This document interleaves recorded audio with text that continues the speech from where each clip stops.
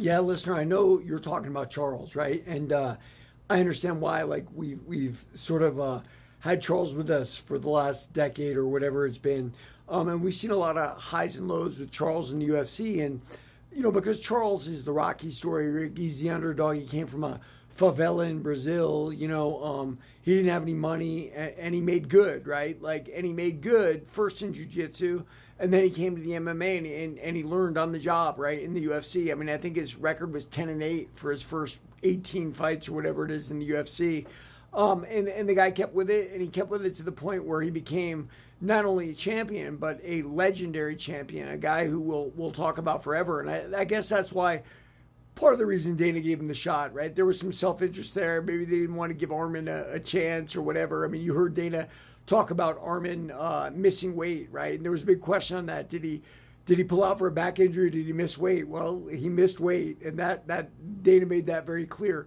But I was heartbroken for another reason. Hyder Emil lost on the undercard. Now Hyde is the last scrap packer, and he'll be the last he'll ever be because those guys are so insular and they don't want to learn and they think they know everything.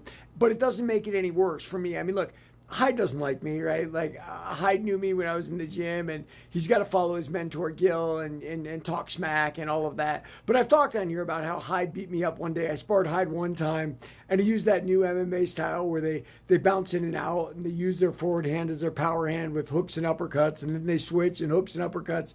And it was something that, Dominic Cruz used in his last fight with Chito Vera until Chito caught up with him. And that's why there's specifics in boxing and kickboxing, what you can do and what you can't do. That's why that MMA style works until it doesn't work, right?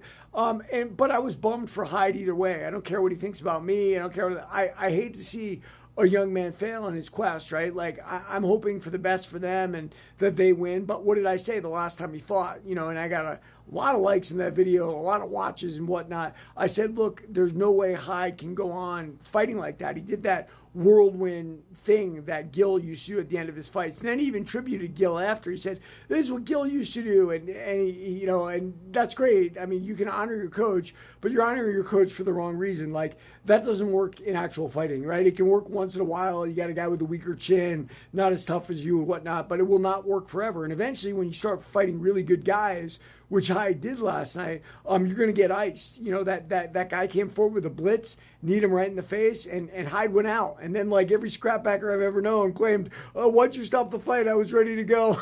But listen, man, ego is a weird thing. I feel bad for Hyde, but it is what it is, man. This is how it goes. He who lives by the sword dies by the sword. Everybody read my book, Warrior of the Light.